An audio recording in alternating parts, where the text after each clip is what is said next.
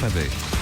Et c'est Jean-François Bec qui est avec nous, comme chaque lundi après-midi, le directeur général de Morningstar en France. Bonjour Jean-François. Oui, bonjour Grégoire. Bon, deux questions. Il faut continuer d'analyser ce qui s'est passé sur les marchés encore la semaine dernière. On a maintenant, trois bonnes semaines de consolidation en Europe. On a vu le Stoxx 600 Europe ou l'Eurostoxx 50 reculer de 6,5% entre leurs points hauts récents et leurs points bas de la semaine dernière. Que s'est-il passé? Comment est-ce que vous analysez cette phase de marché et que peut-il se passer maintenant? Est-ce que la consolidation est terminée, peut permettre de revenir plus sereinement sur le marché, ou est-ce que c'est plus compliqué que ça? Non, mais je pense qu'on est revenu à une zone plus fondamentale qu'on avait évoquée ensemble autour du mois de mai-juin. On va avoir cette phase de transition. Ça s'illustre par quoi? Ça s'illustre par un retour de la volatilité sur les marchés et puis des mouvements très très forts sur beaucoup de marchés financiers. C'est vrai qu'on était dans une situation très paradoxale sur beaucoup de marchés. On l'avait évoqué ensemble. Les actionnaires, en fait, les marchés actions anticipaient en fait une croissance très forte et on a connu l'euphorie du premier trimestre en Europe. Les obligataires anticipaient la déflation, donc on était sur des taux qui étaient négatifs en zone euro et dans beaucoup de pays. Et puis on avait des matières premières qui jouaient plutôt le scénario de la récession. On a vu l'écroulement du prix du pétrole en fin d'année dernière de manière incroyable. Et donc on se dit, tiens, c'est bizarre, il faut à un moment donné qu'on sorte de ce paradoxe, de cette inefficience. Est-ce que c'est la croissance? Est-ce que c'est la récession? Mais globalement, il y a bien un ou deux marchés ou trois marchés qui vont à un moment donné corriger et s'ajuster. On a cet ajustement en ce moment. On voit effectivement que pour parler du pétrole, il y a une question de soutenabilité. La banque chinoise intervient fortement, la banque centrale chinoise, pour redynamiser un petit peu la croissance. On sait combien que la Chine est importante sur le prix du pétrole et des matières premières en général. La croissance américaine, on parlait du plein emploi avec Volokin. La croissance en zone euro, la semaine dernière, on évoquait le fait que l'Italie allait sortir une croissance de 0,7% sur 2015, alors que ça fait plusieurs années qu'on est en récession. Et donc on se dit, tiens, finalement, il n'y aura pas de récession et on aura plutôt des marchés qui vont soutenir le prix du pétrole et des commodities. Et puis du coup, par ricochet, on se dit, tiens, s'il y a un prix de pétrole qui augmente, donc il n'y aura pas de déflation. Le quantitative easing soutient artificiellement les taux d'intérêt très très bas, mais finalement, on va plutôt sortir vers le haut, donc ce serait pas idiot qu'on ait des taux d'intérêt un petit peu plus élevés. Et puis on se dit aussi, mais si on parle de taux de la Fed, taux directeur en hausse en 2015, à un moment donné, on va avoir ce retour d'élastique qui fait qu'on aura une hausse des taux d'intérêt. Et donc, on a connu cette hausse des taux, et donc les marchés de taux s'ajustent. C'est le scénario rose, là, quand même, que vous nous décrivez, Jean-François. Enfin, c'est aussi facile que ça. On passe en 3 semaines, un mois d'un scénario complètement noir, effectivement, joué par les marchés, la récession, la déflation, à quelque chose de « Ah non, finalement, on va en sortir par le haut ». Non, mais vous voyez ce que je veux dire? C'est le shift est quand même assez violent. Est-ce que c'est aussi simple que ça? Parce que ce scénario-là, on l'établit au moment où on a quand même beaucoup d'interrogations sur la croissance américaine, par exemple, sur la capacité de la Fed à relever ses taux. On voit qu'il n'y a pas d'inflation dans les salaires. Si c'est juste une inflation liée au prix des matières premières, on se dit que c'est quand même pas très bon pour l'économie. Enfin, toutes les questions sont pas aussi faciles quand même là. Oui, alors je pense qu'après c'est une question de soutenabilité et de mouvement. Ce qui n'est pas anormal, c'est qu'on ait ces ajustements parce qu'on se dit ça va plutôt dans le bon sens. C'est vrai que des taux négatifs, des taux aussi faibles en zone euro, c'est clairement anormal. Une croissance aux États-Unis ou un retour de croissance en Chine, etc. Donc tout ça semble effectivement assez logique. Le vrai problème, c'est que c'est fast and furious, c'est que les mouvements sont très très violents. Ouais. Ça se corrige très rapidement. On n'a pas le temps d'analyser, de se réveiller, que le mouvement est déjà dans l'autre sens.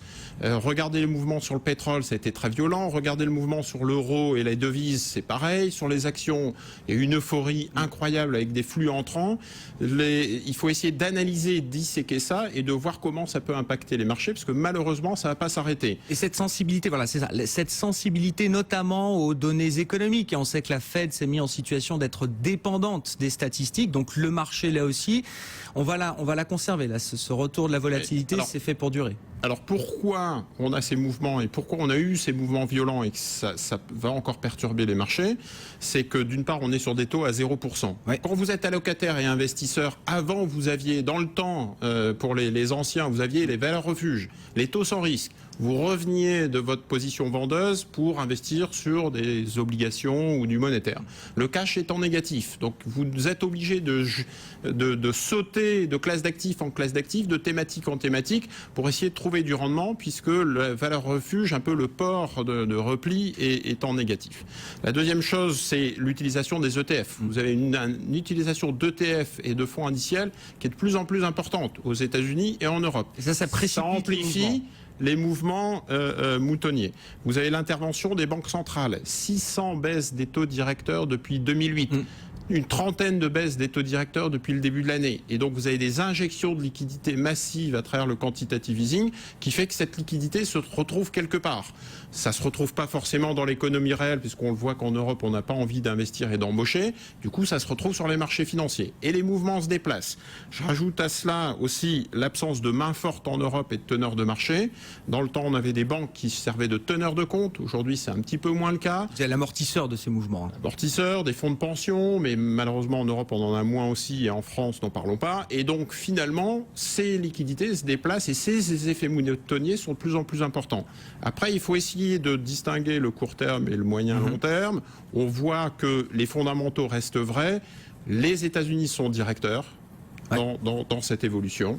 Donc les hausses des taux d'intérêt sont avant tout dictées par les craintes d'une hausse des taux de la Fed. Et c'est avant tout ce qu'il faut regarder donc dans le déplacement de liquidités.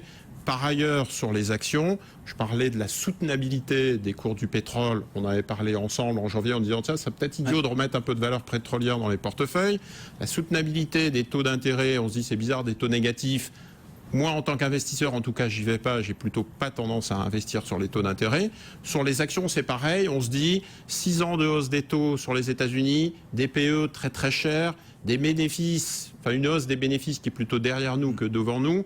Donc on a des marchés actions qui sont, aux États-Unis en tout cas, qui sont très chers et qui ne sont pas positifs sur les mois et les années qui viennent. Donc concrètement, on ne se précipite pas pour revenir sur les actions européennes notamment. Voilà, alors à moyen long terme, réinvestir en urgence. Voilà, à moyen long terme, le mouvement est plutôt négatif, on l'a compris sur les États-Unis. C'est pas moi qui le dis, c'est Janet Yellen qui disait elle-même la semaine dernière, je m'inquiète de la valorisation des actions américaines et je m'inquiète du risque de hausse des taux. Donc c'est même pas Jean-François Besse, c'est Janet Yellen elle-même qui en parle. Donc il faut suivre la Banque centrale.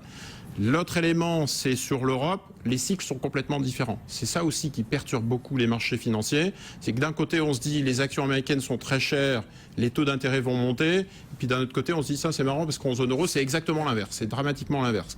Donc, et d'ailleurs, on le voit ces derniers jours, il y a eu plutôt un rattrapage des valeurs domestiques. On parlait de Lafarge, on parlait de Veolia, on parlait d'EDF.